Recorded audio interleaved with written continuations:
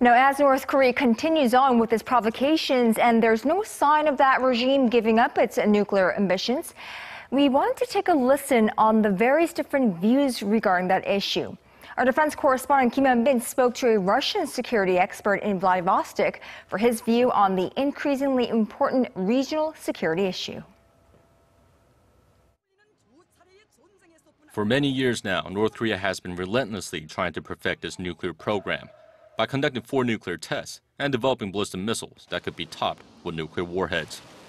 A Russian regional security expert in Vladivostok says North Korea cannot but continue to develop nuclear weapons because it believes that is the only way to guarantee regime survival. So there is a defensive weapon for them. There is a political tool for survival. In some extent, a tool of blackmailing and a tool of be secured. There is a logic of a Cold War. That's a very realistic logic. That is not very appropriate in contemporary situation, but that's a logic of North Korean, and there is no other logic for them. To better resolve the issue, Hyunbin proposed a new multinational dialogue framework, other than the now stalled 6-party denuclearization talks. Republic of Korea, China and Russia as the most interested nations in mitigating North Korea and resolving this crisis.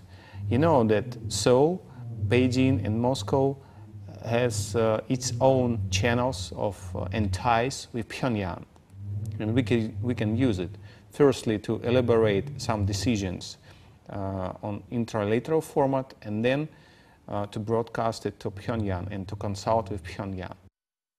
On the issue of THAAD, the Russian security expert said, from Moscow's point of view, although the deployment does not pose a direct military threat, it will destabilize an already volatile region.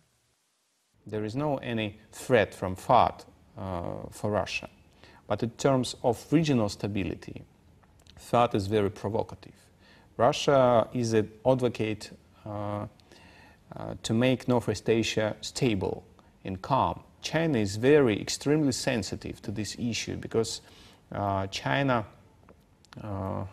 wants Northeast Asia to be the Chinese dome. The expert also pointed out that Pyongyang's true fear is of invasion and decapitation of the regime, similar to what happened to Iraq and Libya. He believes the first step is for international countries to reduce that fear before trying to denuclearize the isolated nation. Kim Hyunbin, Arirang News, Vladivostok.